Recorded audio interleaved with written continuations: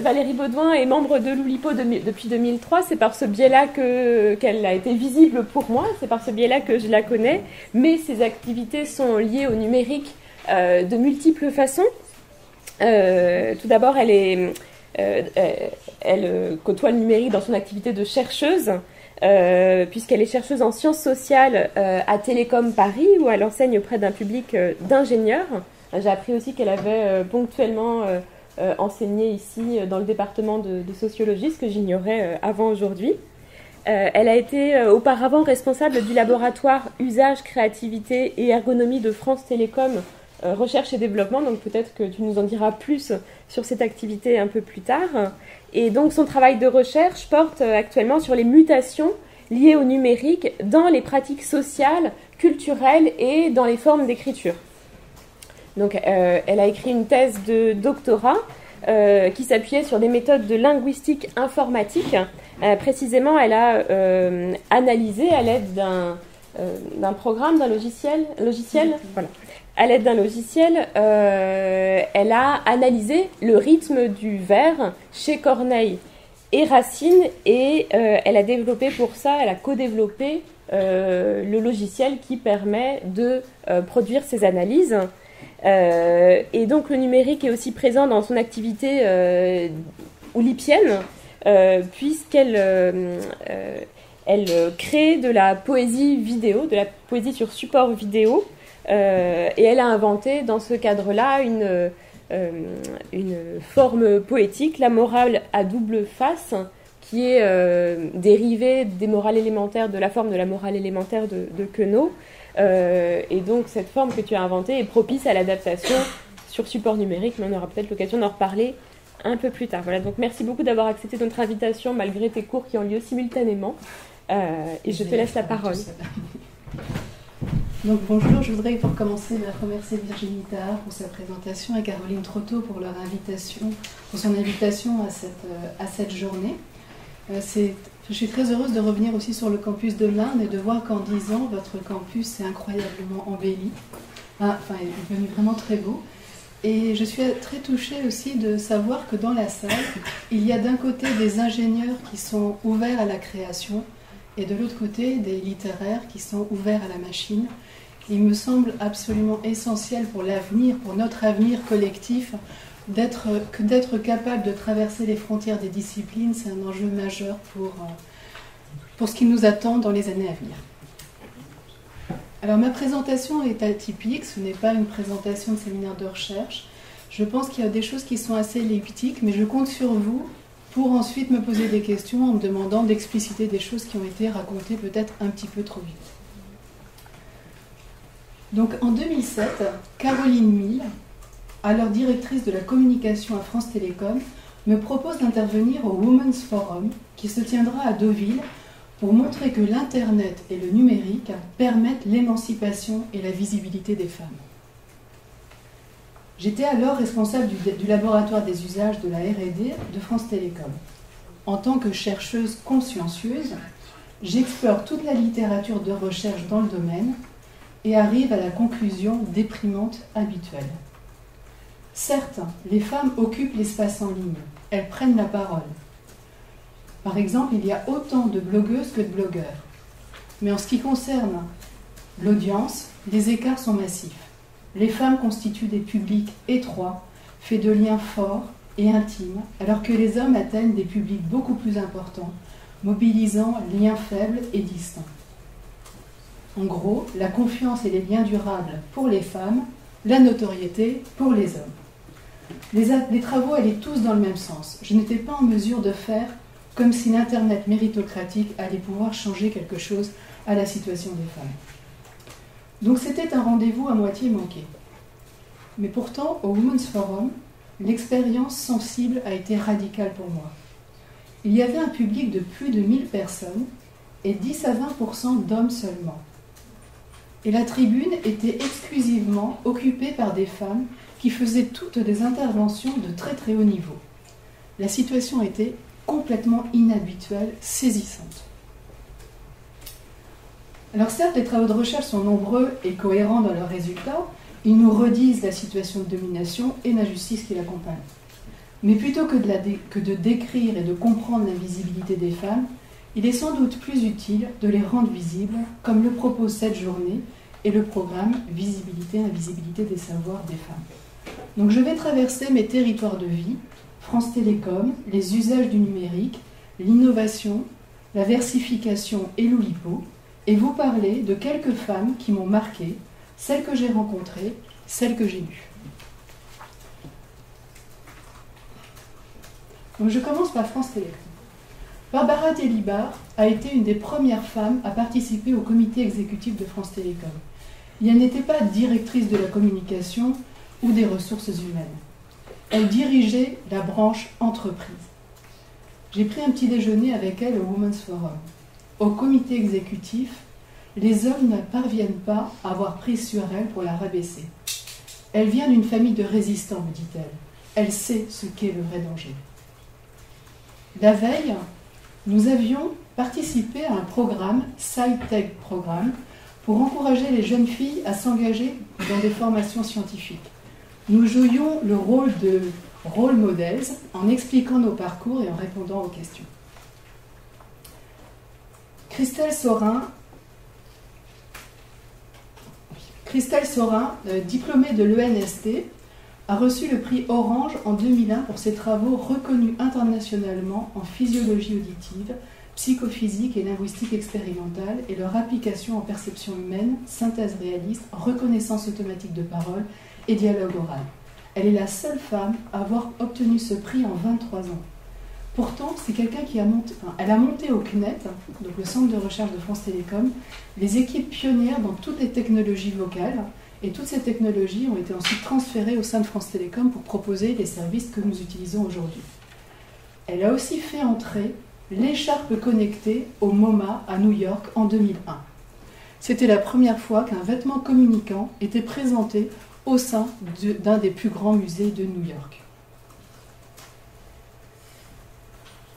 Elle porte les projets et elle leur donne vie avec une force de conviction assez exemplaire. Françoise Colaitis a réalisé des recherches sur les relations homme-machine au sein du CNET, le centre de recherche de France Télécom. Elle dit « Je suis satisfaite lorsque nos recherches participent à l'émergence d'un service utile. Il y a une formule que j'aime bien, nous devons avoir les pieds sur terre et la tête dans les étoiles. » Elle était l'adjointe du directeur des interactions humaines et semblait vraiment intéressée par ce que nous faisions. Dans les pires années de France Télécom, elle ne s'est jamais soumise. Elle est aujourd'hui déléguée adjointe du pôle de compétitivité Cap Digital. Donc j'ai travaillé à France Télécom de 1996 à 2008, toujours en recherche et développement, dans une entité qui a changé 3 fois de nom. Au début, ça s'appelait le CNET, ensuite ça s'est appelé France Télécom, et maintenant ça s'appelle Orange. Et au sein de la recherche et du développement, notre laboratoire était complètement atypique, puisque nous nous consacrions aux usages des technologies. Que font les utilisateurs avec toutes les innovations produites par les laboratoires? Le laboratoire a lui-même changé 4 fois de nom en moins de 12 ans. Quand je suis arrivée, c'était UST, puis UCE, puis SUSI, puis SENS. Mais le fond de l'activité, lui, n'a pas changé. Donc derrière les transformations organisationnelles, il y a aussi de la stabilité. Moi, j'ai monté les échelons hiérarchiques sur place. J'étais d'abord chercheur, puis responsable de groupe, puis chef de laboratoire. Les usages du numérique, maintenant. Josiane Jouette, qui est aujourd'hui professeure en sciences de l'information et de la communication à Paris 2, a été la première chercheuse à étudier les communautés en ligne, et c'était en 1989. Et elle étudiait les communautés sur le Minitel. Elle cherchait à comprendre les relations sociales au sein d'un service proposé par le Minitel qui s'appelait Axe. Et donc les membres les abonnés au service s'appelaient les Axiens. Elle découvrait des normes de comportement que j'allais redécouvrir 10 ans plus tard en travaillant sur les formes de discussion sur Internet. Quand je suis arrivée au CNET, elle l'avait déjà quitté. Je l'ai connue à travers ses articles avant de la rencontrer. Nancy Baim a été une des premières chercheuses à analyser les interactions dans un forum Usenet sur Internet entre 1995 et 2000. Elle travaillait sur des forums dédiés au soap opera. Elle y montre la naissance d'un collectif avec ses normes de comportement, la valorisation de l'entraide et de l'humour. Elle a organisé dans son université à Lawrence, Kansas, la première conférence de l'Association des chercheurs sur Internet. Le sujet, c'était The State of the Interdiscipline. La ville de Lawrence ressemble à une ville de Lucky Luke. Une allée centrale et des magasins au restaurant autour, et rien de plus. J'y suis allée avec Julia Velkovska en 2000 et nous y avons présenté notre recherche sur l'espace de communication en ligne, où on cherchait à montrer comment toutes les pratiques de communication étaient entrelacées par les usages dans l'espace numérique.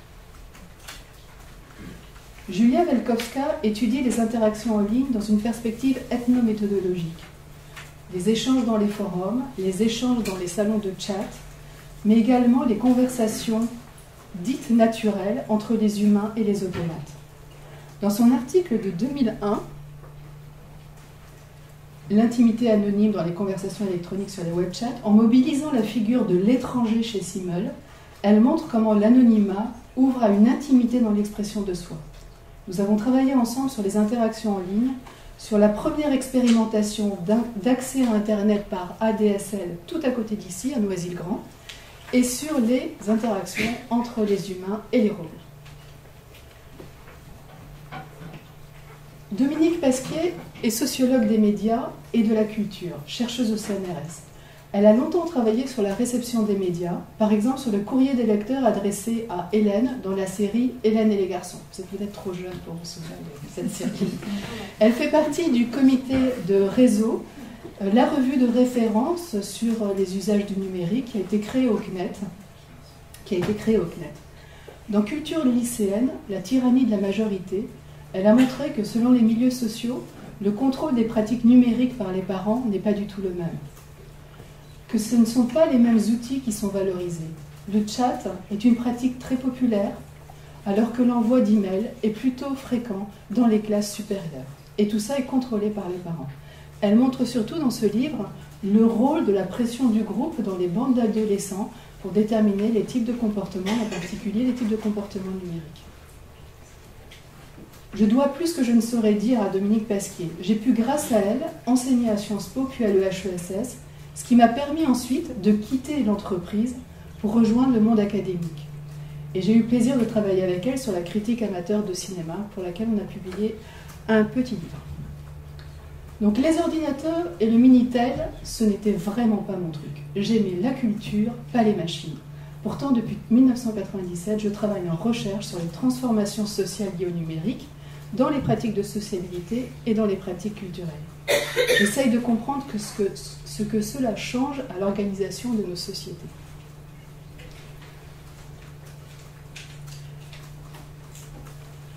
Innovation et art. Sophie Calle a inventé le crowdsourcing avant l'heure et avec génie, en sollicitant 107 femmes pour que chacune réagisse en fonction de son métier à un mail de rupture qu'elle avait reçu. Cela donne le livre « Portez-vous bien ». Mes étudiants, qui ne sont pas toujours amateurs d'art contemporain, sont extrêmement sensibles à cette œuvre, qui leur parle aussi de leur situation amoureuse.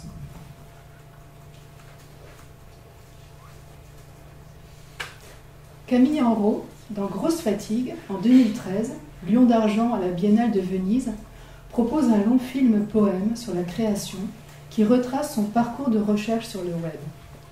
Elle a essayé de trouver une structure pour rendre compte de ses réflexions sur la création. Le film est une série d'incrustations d'écran et de mains qui feuillettent ou manipulent les objets, avec les ongles qui changent de couleur.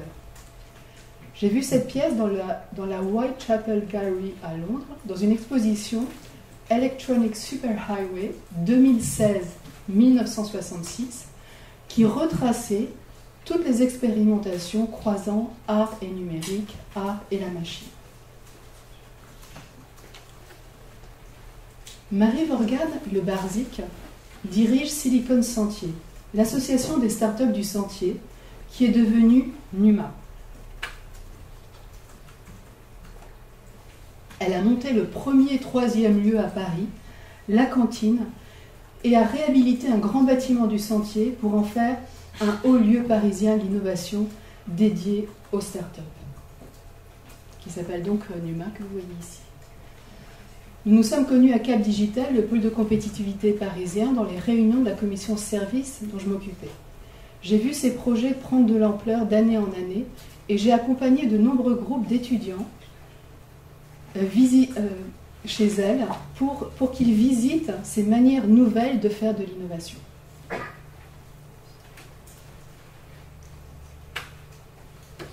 Véronique Deborde est directrice de la fondation Mines Télécom. Elle a lancé le projet FIRST d'Open Innovation. Des étudiants en équipe pluridisciplinaire, ingénieurs, commerciaux, designers, inventent et prototypent un produit ou service en interagissant avec des experts d'entreprise et des enseignants. Le projet s'achève par une école d'été dans un 3e lieu à l'étranger. J'ai participé au programme pendant 8 ans, ce qui m'a valu quelques beaux voyages de San Francisco à Séoul en passant par Rio. Une année, nous avons organisé un des séminaires au sein du Palais de Tokyo avec des médiateurs culturels pour que l'art devienne forme d'inspiration pour l'innovation. Elena García Oliveros est une artiste plasticienne qui, sous son nom collectif de Toxic Lesbian, a occupé du 18 juin au 3 juillet 2013 tous les panneaux publicitaires de la station de métro Puerta del Sol, qui est une des plus grosses stations de métro de Madrid. Sur ces panneaux publicitaires avaient été remplacés par des portraits de femmes masculines.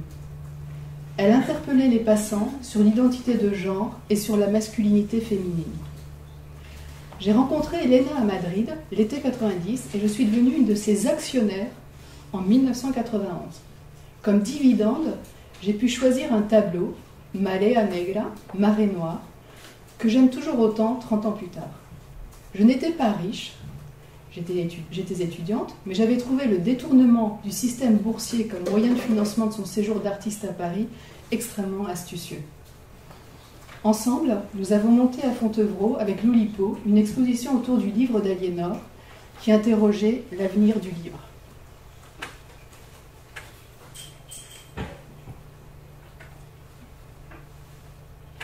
Je pourrais revenir dessus plus. J'ai été recrutée en 2008 à Télécom Paris Tech, l'école d'ingénieurs du numérique, dans le département de sciences économiques et sociales. L'innovation est au cœur de notre formation et j'y expérimente de nouvelles formes de pédagogie par projet dans lesquelles le détour par l'art devient de plus en plus important. Nous faisons faire à nos étudiants des films, des pièces de théâtre, des créations comme moyen de construire de la connaissance. Je travaille avec Olivier Fournou et Isabelle Garon qui sont à la fois chercheurs, enseignants, mais aussi créateurs. Donc là, c'est nos groupes d'étudiants, chacun travaillait sur le même sujet, quel est l'avenir du travail avec la robotisation, l'intelligence artificielle, etc. Et chacun a choisi un format artistique particulier pour restituer l'ensemble de notre travail. Métrique et versification. Mitsu Rona était une linguiste très talentueuse, proche de Jacques Roubaud et des travaux du cercle Polivanov. Elle est morte à 37 ans. Je vais dire aujourd'hui qu'elle est morte à 37 ans, comme Ada Lovelace, dans un accident de voiture. Son père conduisait. J'ai découvert Mitsu Rona à travers son article lumineux sur la métaposition publié dans les cahiers de poétique comparée, métrico-phonosyntaxe, le vers français alexandrin. Mitsu Rona mobilise la théorie chomskienne pour montrer comment les inversions syntaxiques dans le vers, comme par exemple « par un indigne obstacle, il n'est plus retenu » ou bien « à sa proie attachée », elle montre comment ces métapositions contribuent à renforcer la structure métrique. Elle établit des mesures sur un échantillon de 25 000 vers et montre qu'en cas d'inversion, la coïncidence avec les positions métriques marquées est systématique. Mitsu Rona a aussi établi une édition du coup de dé qui respecte au mieux le cahier des charges de Mallarmé. Elle y montre Elle a démontré la prééminence du nombre 12 dans la composition typographique du coup de dé de Mallarmé, et elle a trouvé une manière de la mettre en œuvre dans l'édition finale. Et le 12, c'est évidemment le nombre de l'alexandrin, le vers emblématique français emblématique. Je me souviens de Tibor Pape racontant comment, avec un appareil photo d'espion, Mitsu et lui-même étaient parvenus à prendre des clichés d'une édition unique que son propriétaire gardait jalousement à l'abri de tout regard. Marina Tarlinskaya est une linguiste russe émigrée aux États-Unis, spécialiste de versification et de statistique. J'ai découvert ses travaux dans les années 90 à travers un article intitulé Rhythm and Meaning. En se limitant aux transgressions de l'ordre métrique et en s'appuyant sur un corpus de taille considérable, 18 000 pentamètres iambiques, elle montre par exemple que les adjectifs à connotation émotionnelle sont plus fréquents là où il y a transgression de l'ordre métrique. J'ai lu ces travaux alors que je rédigeais ma thèse et que je voulais montrer que le rythme du vers était une composante à part entière du style, qui interagissait avec les autres niveaux linguistiques. Anne-Sophie Borries est en postdoc de littérature française. Elle vient d'organiser à Bâle, du 5 au 7 octobre 2017, le premier colloque sur la poésie et l'informatique, qu'elle a astucieusement appelé « Machiner la poésie » ou bien « Plotting Poetry ». Il y a une dimension subversive dans le titre que nous n'avions même pas perçue. C'est la première fois que sont réunies les personnes qui travaillent sur le vers russe, allemand, anglais, français, espagnol. Donc il y a eu plein d'outils présentés, le métromètre, le metricalizer, l'anamètre, qui sont autant de machines pour décomposer la structure du vers. Donc j'ai mis au point avec François Yvon, à la fin des années 90, la première machine à analyser le vers, donc le métromètre. Il s'agissait d'appliquer la théorie du rythme de Pierre Luçon et de Jacques Roubaud. Des outils de traitement automatique de la langue ont été utilisés pour faire une analyse phonétique, morphosyntaxique et prosodique de chaque vers. J'ai également détourné des outils d'analyse de réseaux sociaux pour explorer la structure de la rime, en assimilant le lien de rime avec celui d'amitié. Et enfin, j'ai utilisé des techniques de fouille de texte qui m'ont permis de mettre en relation ce qui est dit avec le rythme des vers. Donc dans cette machine, on lui donne à manger les vers et il ressort toute la décomposition par syllabe, par voyelle, la position des fins de mots, la catégorisation morphosyntaxique des positions et la position des accents. Et à la fin, on sait de quel type de vers il s'agit. On ne dit pas à la machine qu'il s'agit d'un alexandrin, la machine décompose et identifie le type de vers dont il s'agit. Je finis avec l'Oulipo. Michèle Métaille a été la première femme cooptée à l'Oulipo en 1975 et resta la seule pendant 20 ans. Elle a participé au groupe jusqu'en 1998, puis s'est progressivement éloignée. Elle fait beaucoup de performances poétiques avec des diapositives et bandes-son qui accompagnent souvent le texte. Poèmes sonores, compléments de noms, poésie chinoise. Je l'entends lire quelque part sur le web un long poème composé de compléments, de compléments, de compléments, de compléments, de compléments de noms à l'infini. Elle commence à lire dans le brouhaha de la salle. Seules sont visibles les articulations de sa bouche, et puis on commence à entendre sa voix qui devient de plus en plus forte. Cela fait des années que j'ai envie de la rencontrer, de l'interroger sur son éloignement. J'ai bien peur d'en deviner la raison et de ne pas avoir envie de l'entendre. Michèle Grangot, avec 2 L, est entrée à l'Oulipo en 1995. Poète, elle est spécialiste des anagrammes, palindromes, inventaires et des avions, qui sont des abréviations de textes. Dans Poèmes fondus, elle réécrit les grands sonnets de la tradition française en haïku. Elle a aussi produit une version de Britannicus réduite à ses interjections. Dans Moment oulipien, Michèle Grangot raconte comment elle s'est éloignée de l'Oulipo et comment peu à peu elle a senti la similitude entre cette peine et une peine d'amour, ce qui lui a donné envie de revenir, ne serait-ce que pour le raconter. C'est ce qu'elle fit. Anne Garreta est écrivain et professeur à l'université dans 2 pays. Elle vient de publier Dans le béton, le roman le plus désopilant que j'ai jamais lu, dans une langue radicalement neuve. Je vous le recommande chaleureusement. J'ai connu Anne Garreta grâce à Jacques Roubaud, qui l'avait invitée à 2 reprises dans son séminaire du Cercle Polyvanov. Elle y expliquait brillamment le making-of de ses romans Sphinx, Ciel liquide, La décomposition. Il y a 25 ans, alors que la question du genre était encore très confidentielle, alors que Butler n'avait pas encore publié Troubles dans le genre, AFG, Anne Garreta, explorait dans la fiction ce que signifiait la suspension de l'identité de genre. Il est question dans Sphinx d'une histoire d'amour entre 2 personnages, mais de la première à la dernière ligne, il est impossible de savoir s'il s'agit d'une femme et d'un homme et d'une femme, de 2 femmes ou de 2 hommes. Toutes les marques grammaticales et sémantiques du genre ont disparu. Entrée à l'Oulipo en 2000, Anne Garreta a pris ses distances. Michèle Audin est mathématicienne et écrivaine brillante, dans l'un comme dans l'autre domaine, même si le second a pris une place décisive dans sa vie ces dernières années. J'ai lu Michèle Audin avant de la connaître à travers le livre qu'elle a consacré à Sofia Kovalevskaya, éminente mathématicienne qui réussit à braver les interdits pour mener son travail scientifique et son engagement politique. Ce livre mélange de manière originale des éléments sur la biographie de la mathématicienne, l'exposition de ses travaux mathématiques et l'évolution de la réception de son œuvre. Dans Une vie brève, Michèle Audin tente de reconstituer, à partir de traces mémorielles, ce que fut la vie de son père, Maurice Audin, liquidé en Algérie parce qu'il était favorable à la décolonisation, alors que Michèle Audin n'avait que 3 ans. C'est une lecture intime de l'affaire Audin. Michèle Audin vient de publier Comme une rivière bleue, qui redonne une vie aux quelques mois de la Commune à Paris.